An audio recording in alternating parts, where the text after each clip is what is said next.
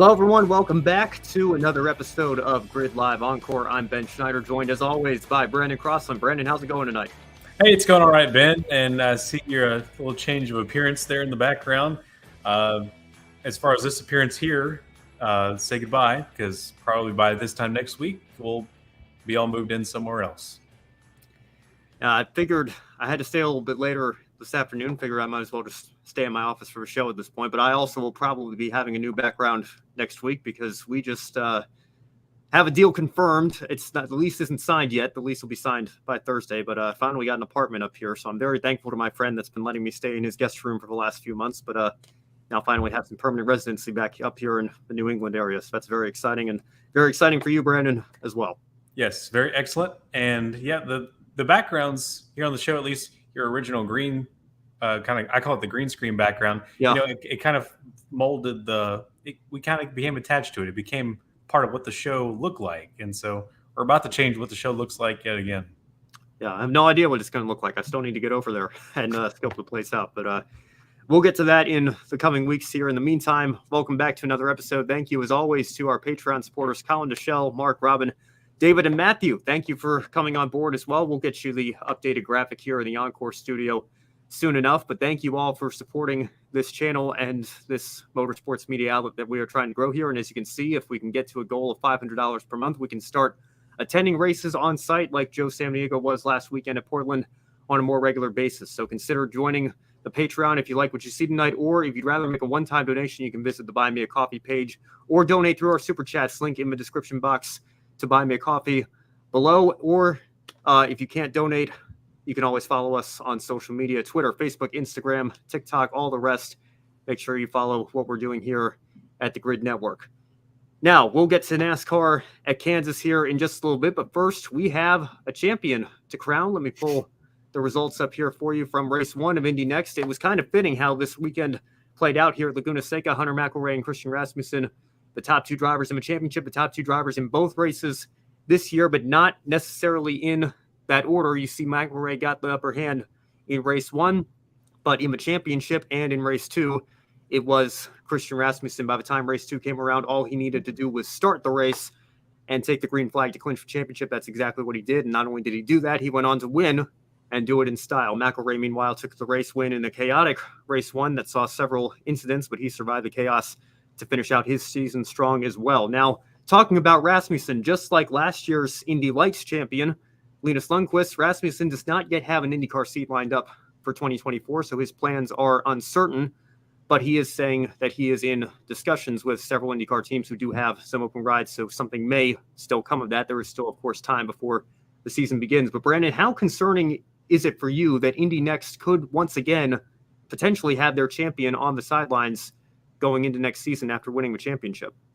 Well, you got to admit, it's pretty concerning whenever the champion in the road to Indy ladder can't secure what they're supposed to secure in the NTT IndyCar series. And I mean, we'd be ignorant to think that IndyCar isn't also looking at this and going, hey, this is a problem. So I'm sure it's being addressed, but I'm glad you brought up the problem we had last year with Linus Lundqvist winning the former Indy Lights Series championship, not actually getting his chance in IndyCar until the Indy 500 start, and then taking over after Simon Pagenaud here just recently. But it didn't really work out to plan, as IndyCar has always, in the modern era, brought up this ladder system. Hey, you win the championship, you graduate, congratulations, you make your way into a competitive spot, or at least somewhere on the grid full time. That should be where they go to immediately. It's not there right now. So it's concerning, but I find some solace in knowing that we're not the only one concerned about it for sure. I'm sure it's being addressed, and just there's not really many seats open, is there? I guess it's kind of that same problem we have over on the European side in Formula One, where you have all these F2 greats that are needing to go somewhere. They're needing to upgrade. They need to make their way to Sunday, but there's just not room for them. Yeah, they love to talk about how the ladder system works, and then you get interest from somebody like I don't know, Michael Andretti. I don't really know who that is. It seems like a nobody trying to break his way into Formula One here, so I can understand why they'd be a He's a little hack. hesitant. No, of course, like it doesn't make any. I mean, as if it makes any sense to begin with that somebody's willing to pay that entry fee, and you still don't want them diluting the prize fund or whatever for your existing teams, but you're then going to turn around and complain we don't have enough seats for our F2 champions to graduate into. Yeah. How do you like that? But yeah, it does seem to be the a problem here in Indy NXT as well, to the IndyCar series. yeah. On the Formula One side, you just think of it like it's more of an elitist club that doesn't want the new kids coming in to sit at their table because this is their table and they've spent millions and millions of dollars to be there, and they don't want anyone showing up. Joe Samaniego in the comments section. I really hope if and big if cause I hope not true. If there is any IndyCar charter system, a guaranteed spot for the next champion. What do you think about that, Ben? Well, I've heard those rumors as well that they're talking about some sort of charter-like system for the existing teams and the existing owners. And I don't know, based on how that's gone in NASCAR, I guess it's good for existing owners because you have value to what you own with a race team. And it now suddenly costs money to buy a cup team or to buy a charter from somebody, and you can sell off your program there for millions of dollars. But again, if somebody wants to come into the sport, I think it's now exponentially harder to do that. Whereas back in the day, you could put your, independent team together, come down to the Daytona 500, race your way into the duels and collect a minimum $250,000 paycheck from the race purse. Whereas now, if you don't have a few million lying around to, just to set aside for a charter. I mean, Dale Earnhardt Jr., what's his net worth got to be, right? I mean, from all his race winnings in his career and, as an owner and all the sponsorship that he's got, and he's hesitant about the price of charters are these days. It's just, I don't know. I would be hesitant to see that system come into the IndyCar series. I really would. Yeah, I'm really hesitant to bring that in as well, and not just because of the head price, for purchasing a team if you bring in the charter system, but also you just see what it did to qualifying in NASCAR and like when drivers used to not. I miss seeing the list of drivers who didn't make the field because, if you're not fast enough, sorry, you don't make it. But now, if you have a charter, you're guaranteed in. So who cares about qualifying? You're in, just start and park. And that especially is a big red flag if they ever brought the charter system to IndyCar, that it would affect the 500. Please don't touch qualifying at Indianapolis. Yeah, well, you took the words right out of my mouth. I think we would be guaranteed at least to go back to something like the 25-8 rule where, if you got a charter, you got a guaranteed spot. And I mean, again, that's just, we talk about it almost every year. Bump Day is undefeated, right? I mean, think back to this year. That's part of the month of May. Jack Harvey and Graham Rahal. Yeah. I mean, that's part of why it's so special is it doesn't care if you're, Scott Dixon or Will Power or, Graham Rahal this year, or Fernando Alonso, a Formula One champion. Like, those guys have gotten bumped in the past, and they will continue to get bumped as long as the 500 does not allow guaranteed spots. But that's the beauty of the race. You have to qualify your way in every year. And if you have a charter system, I'd imagine that would change. One more point on Linus Lundqvist before we move on. He does have a ride lined up next year with Ganassi. So it took him a year of waiting on the sidelines. I know he came in to do a few races this year for Shank to sub for Simon Pagenaud. So I don't know. I mean, I guess if the drivers are willing to sit out a year, which I imagine not very many of them would be thrilled about that, but, maybe opportunities open up down the road. And it's good to see that IndyCar team owners are still keeping their names on speed dial in case they have an opening and they're looking for some young, talented driver to fill it up. But again, especially if it's a series where it's assumed that you're ready and therefore you're not allowed to, go back and defend your championship, like in Formula 2 especially. How many years has the champion had to be a reserve driver for a year, go to Japan to race Super Formula for a year because there's no F1 seat open?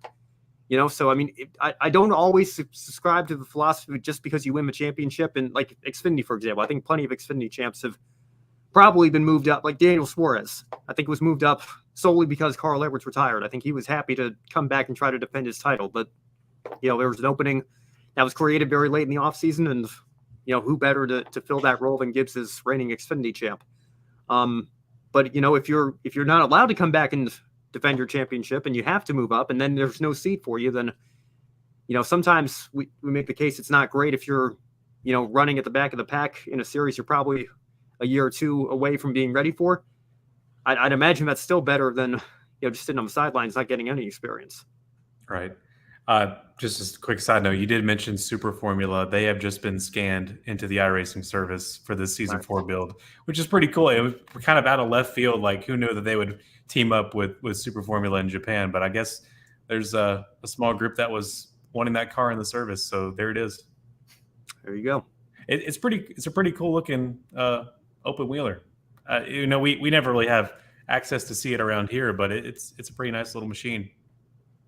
Yeah. I wish we had better access to some of those races. I remember trying to follow it a little bit when Pierre Gasly was over there, because again, that was another situation where I think he was probably ready to at least get started in Formula One, but Red Bull didn't quite have the seat open for him yet, so he had to go over and run Super Formula.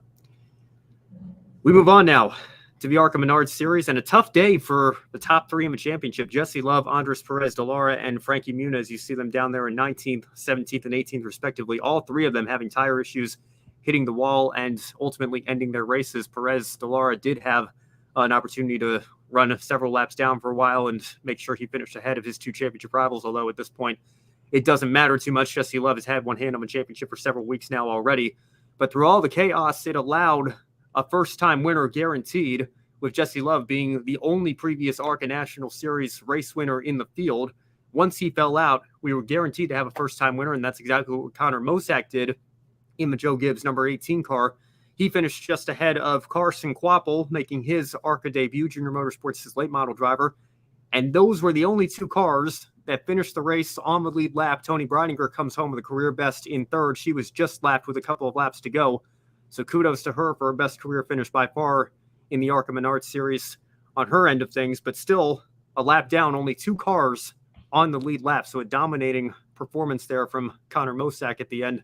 Probably didn't hurt that he was driving a Joe Gibbs car as well, but still a tremendous result. And of course, the fact that Jesse Love had fallen out of the race, and there was a lot of attrition in this race as well, but still some great runs for some drivers up there. Obviously, Tony Breidinger, like I mentioned, Carson Kvapil having a strong run coming over here to the ARCA Menards Series. LeVar Scott had a nice recovery. He almost unlapped himself there at the end, coming home in fourth. And Jake Finch rounding out the top five as well. Good to see Maddie Chick back out on track as well for her home race there in P9. So we'll move on now to the Craftsman Truck Series. It's been almost a year, and I'm still calling it Camping World. No, you're missing out. It's the Gander RV and Outdoors Craftsman World Truck Series. People in trucks driving around series. I feel like this series has changed names almost every year since 2019. Whenever Lamonis went to Gander first, and then presented by Menards. Okay, there you go. I'm done. Sorry, the Craftsman Truck Series, Kansas Lottery 200. This was a thrilling finish, I got to say. I know I'm not a fan of overtime or two-lap shootouts here, but still a fantastic finish and a fantastic move by Christian Eckes to take the win here. Brandon, you look at his finishes in the round of 10, second, third, and first. When you look at Christian Eckes, when you look at McAnally Hilgeman Racing, do you see a legitimate championship contender here with this number 19 truck? I think I do. I mean, at this point, at this late in the game, if you're winning now, if you're winning at Kansas, you've got a legitimate shot. You're up there with the best of them. You're up there with Heim and Hocevar, and we got to call Enfinger one of the best of them right now. Up there, pretty good as well. But yeah, Christian Eckes with 3 wins. He's tied up there with Enfinger and Hocevar. Our current playoff leader right now, Corey Heim, with only 2 wins. But Eckes, he's been on a roller coaster in the past few years. So I think he's got a good chance though. Yeah, I got to say, I think Derek Kraus is a great young driver. I think he had a great run in the Xfinity Series with his colleague racing in the program that he's been able to put together, being in that, I guess, number 11 car now, but Hemrick's moved over to 10. But, I was very surprised, and I didn't think Christian Eckes was a bad driver, by any means, but based on what Derek did in that truck and what we saw from Derek in what's now the ARCA Menards Series West and his first couple of years in that 19 truck, I wasn't going to put winning a race past Christian Eckes, but winning multiple races and being a true title contender. I didn't know that 19 team was ready for that yet, but it looks like they certainly are. If this round is any indication, if they can continue to repeat these performances that they've been putting in the last several weeks, I think, certainly for the Final Four, Championship Four, Christian Rasmussen is a name that you have to say is a favorite for that. And then obviously, what do we always say? All you have to do in this format is get to Phoenix. And if you put everything together on that day and beat out your other three rivals, the championship's all yours. Yeah, he's really close to it. And we take a look at where he was. I don't know, I forgot if it was a year or 2 years ago, just really unsure of his future. So I think he's got all the momentum he needs on his side in this sort of format. Yeah, no doubt.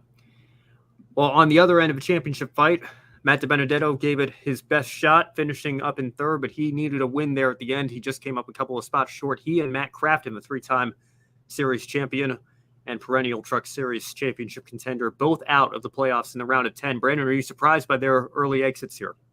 Absolutely. Matt Crafton is the last poster child or poster man, if you will, of the Truck Series, and he's not in the playoffs. He's not going to win a championship this year. That's baffling to me. He's been around forever and always been competitive. That's been the cool thing about him. As long as he's been in the Truck Series, he's been with it since it was the Craftsman Truck Series, and now we're back full circle. He's always been someone you had to keep your eye on, and I wouldn't put it past him to still win a race this year somehow. But they just really haven't had a good competitive truck there with him this year. But I'm even more depressed about Matt DiBenedetto's early exit, though. That one was really gutting, finishing P3 at Kansas in a really wild race. Kansas put on a great show, by the way, like you said, and it's kind of hard to understand where you are there at nighttime, but it's still fine. It puts on great racing for the trucks, and 3 wide all over the place, multiple laps. But yeah, Matt DiBenedetto's exit is really sad. He's leaving Rackley War Racing this year, but on his own terms. So this must mean he's either got somebody on the phone that we don't know about yet, or he's calling an early end. I really don't know, but usually drivers don't make that sort of move unless they've got some cards under the table they're ready to play. So it's going to be exciting to see where Matty D's heading. But yeah, him and the whole team there in Centerville, Tennessee, want to advance after this one. Yeah, I know he got the win at Talladega last year, but I think still a step up for that program and that driver this season with that number 25 team, Matt DiBenedetto. Right. So it's unfortunate to see their championship run come to an end this early. And also Matt Crafton, you see him down here in 33rd. He had a rough night at Kansas on Friday night. But, always somebody that I feel like, just quietly does what he needs to do to advance and fight for the championship. And obviously, I mean, you want to talk about the poster child, maybe the poster child for the flaws in this format that places such an emphasis on winning, and he goes out and doesn't win a race. And Matt Kenseth in 2019. Yeah. There you go. Doesn't win a race all year.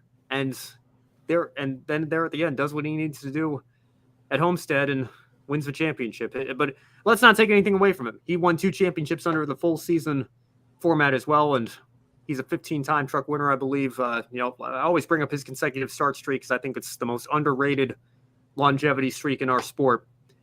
He's somebody that I think has a solid case of the Hall of Fame one day. And I don't say that lightly. Multiple truck championships, what he has meant to this series. And even his non-championship winning years, he's always in the playoff conversation. He's always in the championship conversation to an extent. I know he doesn't have as many wins as maybe your Mike Skinners and your Jack Spragues. And by the way, I think those guys should be Hall of Fame nominees by now as well. I think we need more representation from series like the Truck Series, the Xfinity Series, and the Weekly Series in the NASCAR Hall of Fame, not the Cup Hall of Fame, the NASCAR Hall of Fame. Matt Crafton is one of your guys from the Truck Series that I think has done enough to warrant being in that conversation. And it's unfortunate that his championship fight has come to an end this early as well.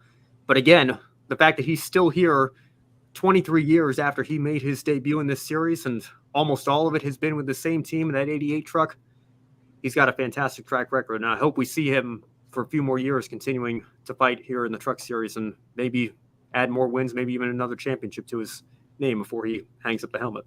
Yeah, and you got to put Ron Hornaday in there too. You can't forget that in the mix. Well, he's in the Hall of Fame, so I figure whoops, never we've mind. taken care of him. That's the exception. I don't know who's in the Hall of Fame, so yeah. Well, but deservedly so. I mean, you're right. That's right. So he was, glad, and he was. Yes, I'm glad he got in, but let's put Skinner in. Let's put Sprague. I mean, Sprague's a 3-time champion as well, if I'm not mistaken, right? So, those guys deserve to be in the conversation. Skinner was the first champion in '95. Those guys deserve to be in the conversation for that. Yeah, the Hall of Fame, like to me, it's not as much as, I know they're not going to look at it this way, but it's not as much as what kind of stats did you put on the track. It's how indelible, how memorable was your name associated to the sport. That's where you make cases for Dale Earnhardt Jr., in my opinion. But that's another story. Again, I think when you pull his Xfinity career together and what he's done as an owner in that series, and he's also 26 Cup wins, almost everybody ahead of him is in the Hall or an active driver, or on, like Carl Edwards will be in eventually. I think he's got 28. So and Edwards again with his Xfinity career. I mean, how many Xfinity races did he win when he was driving that 60 car? I think you take all of that into consideration. Like I said, Dale Jr., in my opinion, I had no problem with him going in on the first ballot. I know some people did, but I think what he's done for the sport overall, it's not just you look, he's got 26 Cup wins and no championships. If that's all he does, then I don't think he's a first ballot Hall of Famer. But okay, he's got 24 Xfinity wins. He's got 2 titles in that series. He's got multiple titles as an owner with 2 different franchises, Chance 2 and now Junior Motorsports, and ownership stakes there. And then factor in what he's done with media, building his own company on that side of things with Dirty Mo and all that stuff. I think you pull that all together. I have no problem with that. I have a question here. Speaking of Xfinity and stuff like that back in the day, and the Truck Series as well, just making their return. Adam Lemery says, would you like to see the Xfinity and Truck Series back to the historic Milwaukee Mile? Well, we got the Truck Series already. Brandon, how would you feel about Xfinity? Yes, they both need to be there same weekend. Give Milwaukee fans a good deal. Give them a Truck Xfinity 1-2, and I don't think the Xfinity cars are going to disappoint you either there. That was a great experiment this year with the Truck Series.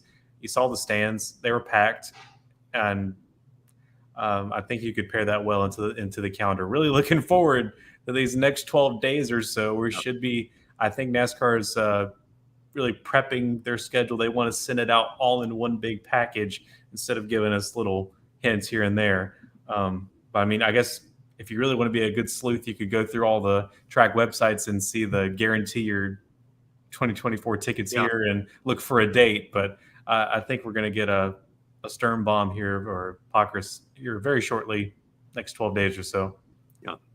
Let's bring it full circle. You want to talk about Matt Crafton. I think maybe the only driver in the field this past couple of weeks that actually had experience racing at Milwaukee, because again, it speaks to his longevity, how long he's been around. He's been around quite a bit. Yes, he has. We move on now to the Xfinity Series, and not too much of a surprise here. John Hunter Nemechek picked up the win. Brandon Jones, we talked about his previous wins here, previous success of this track, and him needing a walk-off win to get himself into the playoffs.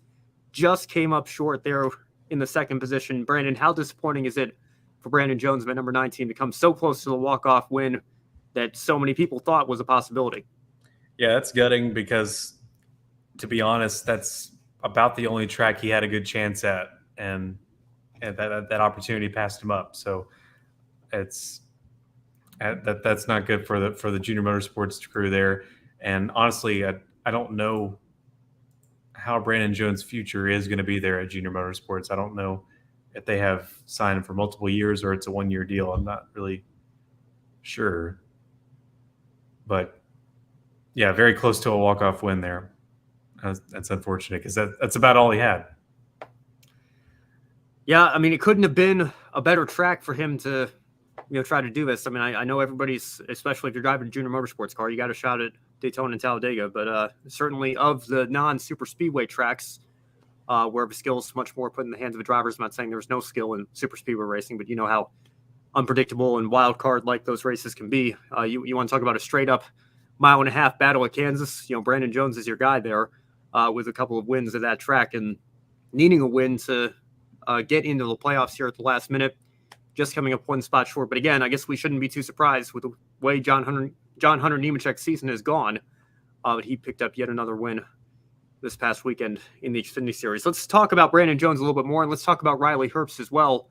Brandon, I know you've been high on Parker Kligerman and what he's been doing in that 48 car for Big Machine Racing.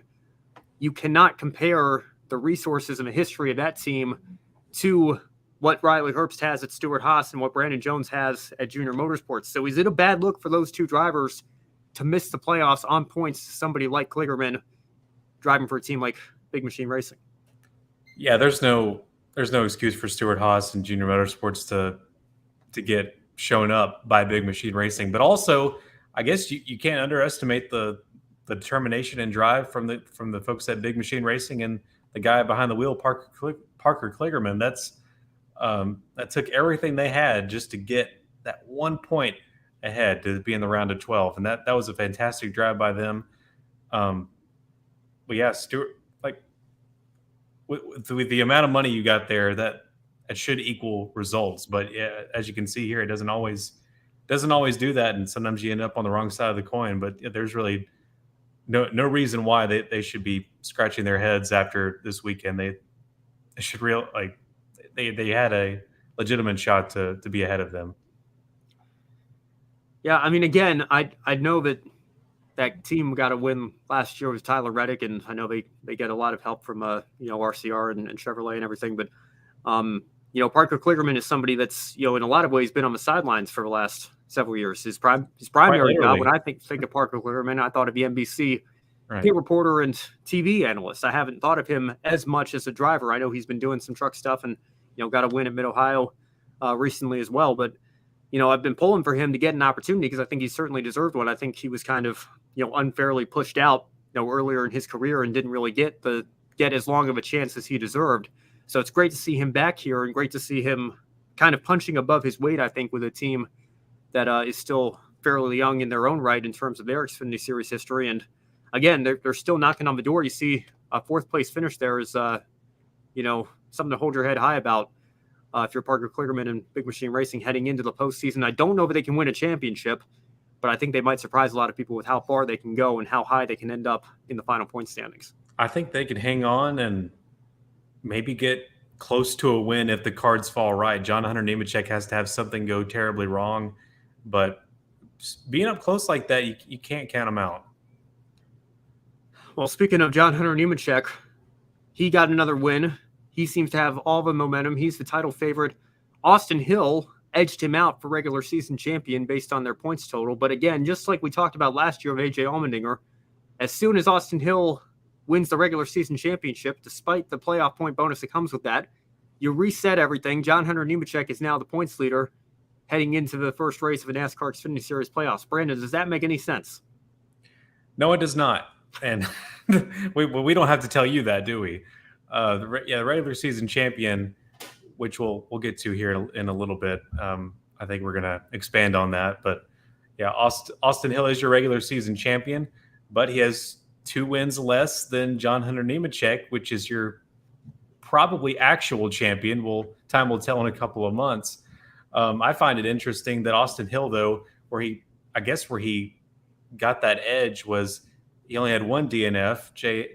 John Hunter Nemechek with 3, and actually looking at it, Austin Hill had less stage wins than John Hunter, 9-4. So really the math doesn't really make much sense there. They both had 19 top 10s. Austin Hill only edged him out with 2 more top 5s, 15-13. I know I say a lot of stat stuff, but really that's, in some circumstances, that's the only thing that really makes sense to me. But yeah, looking here at the math, it looks like John Hunter Nemechek, if I was looking at this, I'd say he took your regular season championship. But Austin Hill, he definitely has done great this season, but I don't think he has the momentum right now that title would qualify him to have. I don't think he's going to be. He may not even be around at Phoenix. I don't know. Yeah, I just pulled the stats up myself. It looks like, even his non-DNFs, I guess Nemechek had like a 32nd at Pocono, a 27th at Dakota, although that was Austin Hill's 1 DNF there. They both had some issues at Daytona just recently. So I would say about even in terms of how their seasons went. I know it wasn't a complete landslide for Austin Hill to win the Xfinity Series or the regular season championship there. But, again, I feel like those are the two names we've always talked about this year. So I think if I had to fill out a championship bracket, I would certainly pencil those two into my final four. We know how dangerous that is, and we'll get into that here in just a moment with what's happening on the Cup side of things. But, again, I just feel like this will be a nice segue here. We crown the regular season champion. We have all this pomp and circumstance, and then you reset everything, and it's like, oh, okay, actually you're the number 2 seed because you didn't win as many stages or you don't have as many playoff points as this guy, even though you had more regular season points. We have a point system within a point system, and by the point system within the point system, even though the overall point system has you in the lead, the system within the system has you behind this guy who maximized his stages a little bit better and got more playoff points. I'm sorry, Ben. It's been too long of a day for that. I'm sorry. I'm just trying to explain how it goes. You're saying everything truthfully, though. I mean, that's exactly how it goes. Yeah. This is what I find so ironic about this system.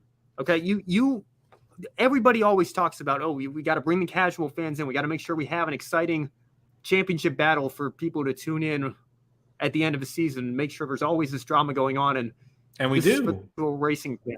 Yeah, but I mean, and we do on the surface level. I would say that NASCAR succeeded in their quest.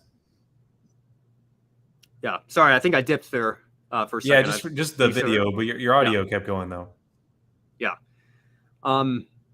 Yeah, man. I mean, it's just what I was saying was the irony in all of that is that you market it towards the casual racing fan.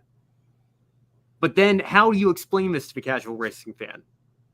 You have your points, then you have your playoff points, then you reset all the points, then you tally up the playoff points and add whatever playoff points you have to 2,000 or whatever. Then you run 3 races, then you reset the points again. Then all those playoff points that you earned in round 1, they are added to your regular season playoff points. And then you run 3 more races. And then, I guess in the Xfinity Series, you only have 2 rounds. So you reset the points again. And then the points don't matter. It's just who finishes highest in the last race. And the points don't matter to the point where they don't even award stage points for championship 4 in the... Yeah, you cut out just a little bit there of maybe the last 2 words or so. Yeah, but the internet. But if I'm a casual fan, I think I'm not tuning in until the playoffs start, and I'm probably just looking at the playoff numbers, and that's it. I don't know. Yeah, it seems like if I were a casual fan, that's where I would go. Well, I mean, I think we need to rethink what we're doing here with the regular season championship. And, we'll talk about what's happening here on the Cup side of things for a second. Martin Truex Jr. was the regular season champion this year. And through 2 races, he already finds himself with, a bit of a down race in Darlington and then a really bad race at Kansas when a puncture took out his opportunity to even finish the race. He finds himself 7 points out of the cut line in the round of 16. So that 15-point bonus really didn't do much in the grand scheme of things. But I want to show you guys, Brandon, I know you're going to love this here. We showed this image last year. Yes. This was the inaugural regular season champion, Martin Truex Jr. You can see the happiest person in his picture is actually the Monster Energy girl. Yep. When you look at Martin Truex Jr. and then his crew chief, Cole Pern, I think you said last year, Brandon Pern's reaction was even better than Martin Truex's. Yeah, it's more accurate. Yeah. But he's not the only one because next year, Kyle Busch is about to be interviewed. You see the president with the trophy. Sad. He doesn't care. He doesn't look like he wants to do this interview. Even Mr. Phelps doesn't care. Yeah. Kevin Harvick, he doesn't touch the trophy. He's superstitious. He's going after the real thing. Well, that's you can't really see. He's got the mask on. This was the COVID year, that's not fair. He has the mask. He's smiling. He's smiling under there. Don't you worry. Yeah, I'm not totally convinced. And then this was Truex this year at Daytona when he added another regular season championship to his resume here. That looks like he wrecked out, and they're getting him post crash. I mean, I feel like if this was truly a momentous achievement that was worth all the celebration in the world, that I'm I'm not saying he has to celebrate as hard as he'd celebrate the actual championship at the end of a year, but you'd think he'd at least have a smile on his face as he's ready to get interviewed here, right? It's become a meme, is what it is. That's all it is. It's just these. We're gonna collect these photos every year of this big expensive trophy. Congratulations, you're the regular season champion, and then yeah. Well, we're looking forward to the playoffs. We're now third seed. I mean, Yeah. that's Gotta thank your sponsors, though, right? gotta think. Yeah, it's just. Are we in the open segment now? Is this where I can start? Yeah, Yeah. I really think that all this was maybe an oversight, and like my opinions have probably changed since I've been on this show. Okay, I'm sorry. I do have a soft spot for the playoffs. I enjoy them. I like talking about them. That's why I'm on this show. And I know we. Hey, as long as we can have that conversation. Yeah. And you don't tell me to just go cry about it and watch something else. Right. Then I'll kick you off the stream here. But if you're not going to do that, then we can have that conversation. Yes. Like I can pick on I think I can pick on him and like him at the same time. Like I know there's flaws in it, but it's what we have. So I'm fine with it. Yeah. And I enjoy it sometimes. I enjoy the excitement of, oh man, is he gonna, one little mistake here and he's going to be messed up going into Bristol, which we're about to see next this coming Saturday night. So, Brandon, let me ask you this on that note then, because we had this discussion last night on the wrap-up show. Do you think the regular season champion should have a first-round bye in the playoffs? And we'll throw that out there for not just the Cup Series, but Xfinity and Trucks as well. Do you think that would be enough of a reward that would be worth celebrating and maybe make the regular season championship matter a little bit more? Not a bye all the way to the championship 4. I think that might be a little much in the eyes of a lot of people, but at least make sure they don't go home in the first round and give them a first round bye, just like you do with a top seed in the NFL. I mean, that's a brilliant idea. I really that's the first time I've ever heard that, by the way. So that's a brilliant idea. I think that we should go with that. And, if you're going to set up your championship in a game show style, techniques, then do what the game shows do. You win the regular season champion. That's great. All right. You get the free pass to, get some momentum built up and you get to chill out till the round of 12. That's excellent. And I hope, that's really my one solution here as I was thinking about this question is the regular season championship needs to mean something more. And that's all we're talking about here, I think. The trophy looks fine, but the look on their face obviously shows you they don't give two flips. So we need to make it mean something and put on a better, blow some confetti or something, for goodness sakes. I mean, put them on the stage and give them a reason for it to mean something. That's exactly what you do. Also, monetary bonus. Let's do that too. Sure. Don't tell us the purse. You haven't been able to do that since the turn of the millennium, or somewhere around there. I mean, but give them an extra bonus. Give the team a bonus. Yeah, give them a bye. That's probably what you need right there to turn it around. Yeah, I think it was a charter system when they stopped making the purse public, but that's beside the point there. It's not like the Dash for Cash, the triple truck challenge, right? I mean, those are bonuses where it's not like we don't know what these people are racing for. So I think those are all great ideas. Again, if we had it my way, we would just scrap the whole thing and go back to a full season points format. But I'm well aware that ship has sailed, and we're not going to do that. That ship has sailed. Yeah. It's been 20 years. I will continue to fight for it as hard as I can. Yeah. As fruitless as it may be, though. I understand that. I get it. It's not changing. Yeah. It's not going back. That's not going to stop me from voicing how I feel and voicing my opinion on it. I'm sorry. I understand. Coming from both eras, I like both sides. I appreciate both sides, and I'm not going to fight with either side. I appreciate the diehards on both sides. Although I know more diehards on the full season points side. And I do miss those days. I do like the good things about them. I also remember the not so good things about a full season points championship when they could, I don't know. There's just, I won't go into that because I can't defend it. So we'll just move on. Yeah, well, I watched Laguna Seca this weekend. I know maybe some people didn't because there was no point because Alex Palou already wrapped up a championship. But That I may be think, one of the points. Yeah. you know, I mean, again, how many fans is that though? I mean, you want to talk about the casual racing fans? I think those are your casual racing fans, right? The ones that say, "Oh, well, the championship's over. Why bother watching?" Well, there's still going to be a winner there, but Yeah, well, that would be my argument. yeah, yeah, sure. We'll see. I don't know if the ratings are out yet. I'm very curious to see actually. Because it's the first time since Dan Weldon in '05 that had happened in IndyCar. Obviously, it will never happen again in NASCAR as long as we have this system. Mm-hmm. But I guess Formula One, you can think of how many times Lewis Hamilton clinched it early with Mercedes and Max Verstappen. Obviously, I mean, you almost don't have to tune in to know who's going to win the race. The way that season's been going. But again, I think the ratings have gone off a little bit here in the United States from their Drive to Survive peak, but I don't know that it's something that you can definitively look at and say, well, everybody's tuning out solely because who's going to win the race or who's going to win the championship. But it's an interesting argument and discussion to have for sure. Yeah, Formula One commentators need to be paid the most because they still make every race exciting, every lap exciting for a championship that's decided 5 races in advance. I don't know how they do it.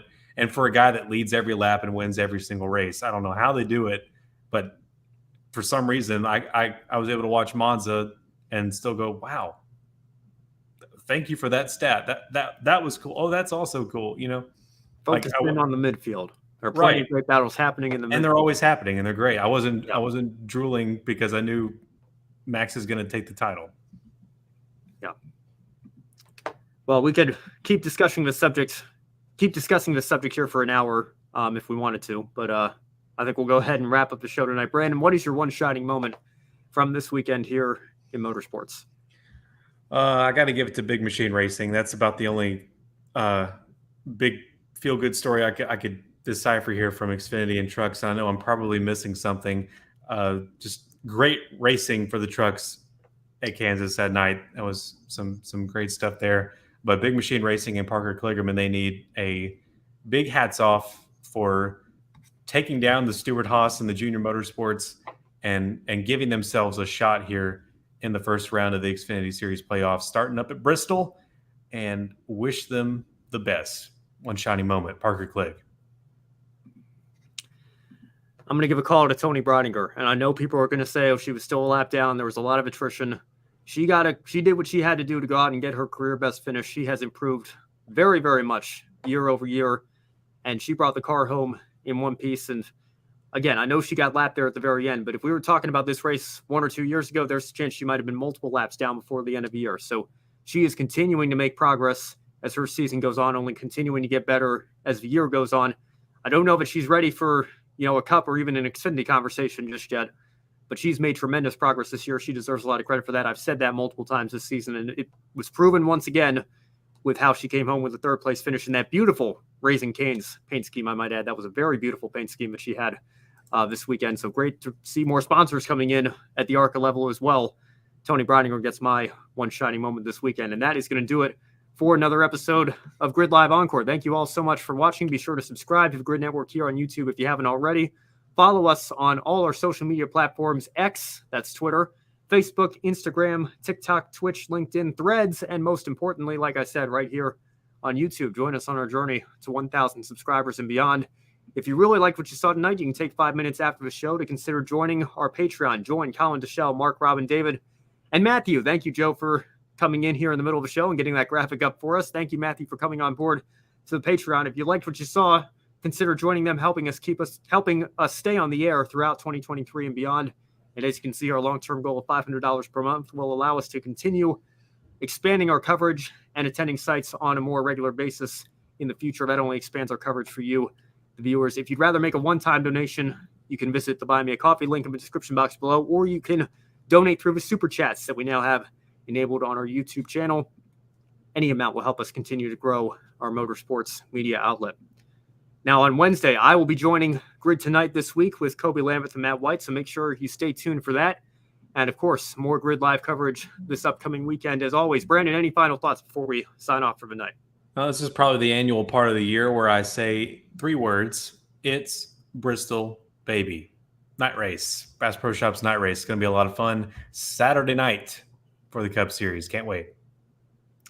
I know we have more than 2 tracks with lights on the Cup Series schedule. I miss Saturday night races. Can we get back to that a little bit? I'm not saying we need to have it at every track that has lights. I do think the daytime tends to put on a slightly better product, but I miss when tracks like Kansas held a Saturday night race, or Chicagoland. I know we don't even go there anymore, but I remember being so excited when they added lights to that track. I feel like 2 isn't enough. Let's add at least 1 or 2 more Saturday night races to the schedule. I think those can be a lot of fun. Yeah, I'm nostalgic just like you for night races, but I now know why they don't do it at Richmond anymore. Although Richmond looks so much better at night and it looks so off and weird in the daytime. It'll grow on us. It will grow on us eventually, just like it did decades past when that's all they had. But that's the one that comes to mind for me for Saturday night races. And of course, the old Bud shootout from years gone by, which it's the Clash now. Yeah. Yeah. Well, but again, I think the next gen car has some work that needs to be done with short track package. Yep. It doesn't matter if it's daytime or nighttime. There will always be work that needs to be done, but I'm glad we got what we have now. No doubt. For Brandon Crossland, I've been Schneider. Thank you so much for watching. We will see you in the next episode. Have a good one. Thank you for watching us right here on YouTube. Be sure to subscribe and check out some of our other videos, including Life on the Grid, where we interview folks from the motorsports industry. Thank you for watching. We'll see you next time.